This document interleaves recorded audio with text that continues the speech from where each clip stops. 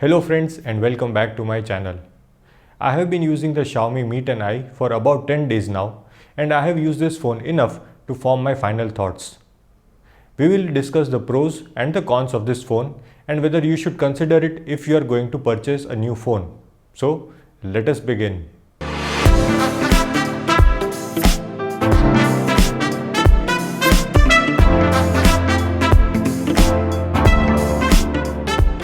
First, let us quickly go over the specs.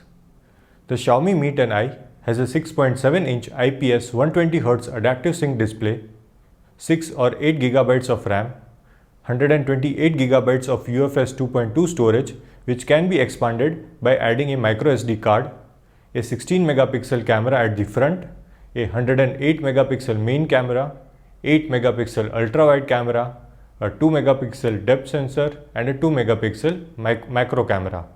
The phone is powered by the Snapdragon 750G processor which supports 5G. The front and the back of the phone are protected by Gorilla Glass 5 and the overall phone build feels premium. Oh, and the Pacific Sunrise color is just beautiful to look at. Now let us talk about the screen. Xiaomi has chosen to go for a higher refresh rate IPS display rather than going for an AMOLED screen. The screen supports HDR10 with good color reproduction, which will make watching videos on this screen an enjoyable experience. Adding to the experience are the stereo speakers, which are loud and distortion free. When combined, they make media consumption great on this phone. Here is an audio sample.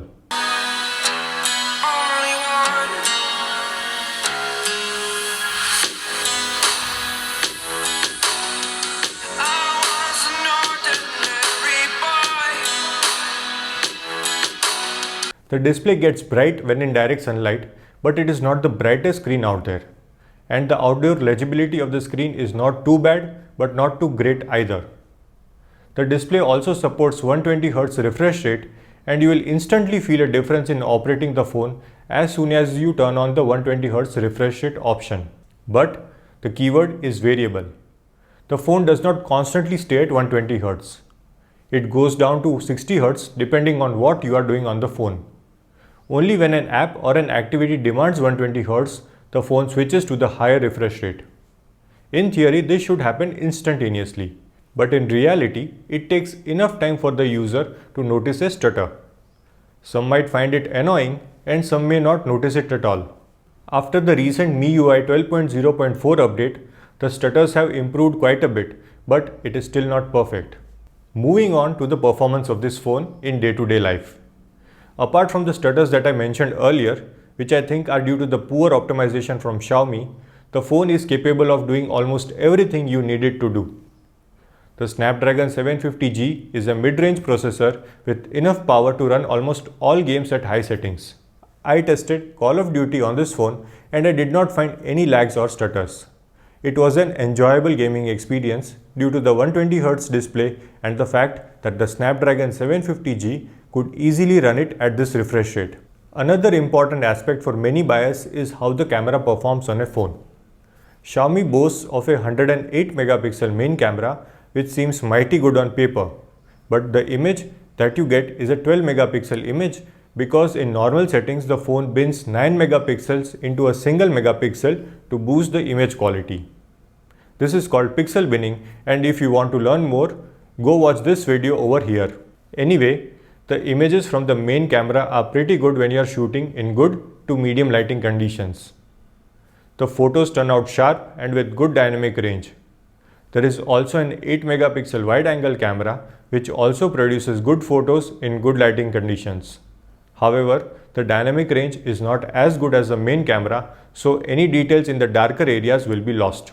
I did notice that when shooting with the main camera, phone biases towards a colder white balance, making the sky look more towards purple than blue. I preferred the white balance of the wide angle camera compared to the main camera. There is also a dedicated night mode for both the main and ultra wide camera. Photos taken at night turn out to be painting-like because of the aggressive noise reduction and then over-sharpening. Then there is also the 2 megapixel macro camera, and this camera is straight up disappointing. There is not a lot of magnification that you get with this camera. The details are low and there is a lot of noise, especially towards the edges of the photos. You are better off taking the photo with the main camera and then cropping, rather than using the macro camera. I just wish that Xiaomi had skipped this macro camera and offered this phone at a cheaper price. The selfie camera on this phone is a 16 megapixel shooter.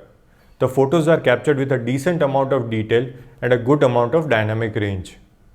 Portrait mode is also available for the selfie camera and the edge detection was good, but it does sometimes have minor problems. Overall, the cameras of the phone are decent and I would rate them a solid 7 out of 10. Powering the whole affair is the 4820 mAh battery. Due to the efficient power consumption of the Snapdragon 750G and the aggressive apps closure by MIUI, the battery life on the phone is excellent. With light to medium use, I was easily able to end the day at 11 pm with around 30% battery left. If I chose not to charge, the battery would easily last me up to 10 or 11 am the next day. I can safely say that most persons should easily get 1.5 days of battery life. In terms of screen on time, you can easily expect 7 to 7.5 hours of screen on time. When you do run out of battery, you get 33 watts of fast charging and the phone goes from flat to 100% battery in just 59 minutes. By the way, if you haven't seen that video, you can watch it here. Overall, I am very happy with the battery life of this phone. Another notable mention is the headphone jack and the audio quality of this phone. The output via the headphone jack is loud and very clear, and I did enjoy listening to music with this phone. The earpiece too is very loud during calls, and I even had to bring the volume down sometimes. You should not have any problems talking on the phone in noisy areas. Xiaomi is selling this phone at 22,000 rupees with a flat 2,000 rupees discount on ICICI cards. Effectively, you can buy this phone for 20,000 rupees. Now, at 20,000 rupees, the phone can be considered a paisa vasool phone. But if the discount goes away, then I think that the phone becomes costly for what it offers. If this phone starts selling for 22,000 rupees, the Moto G 5G becomes a much more compelling phone at 19,000 rupees. So, that was it for this full review of the Xiaomi Mi 10i. I will leave links to buying this phone in the description box below. If you are planning to buy this phone, please buy using my link. It will help the channel. I hope you found this video useful. Please like this video if you did and please subscribe to my channel for more such awesome tech videos. My name is Vaibhav and I will see you guys in my next video. I can safely say that most persons, then I think that this phone becomes a costly affair, can be considered a better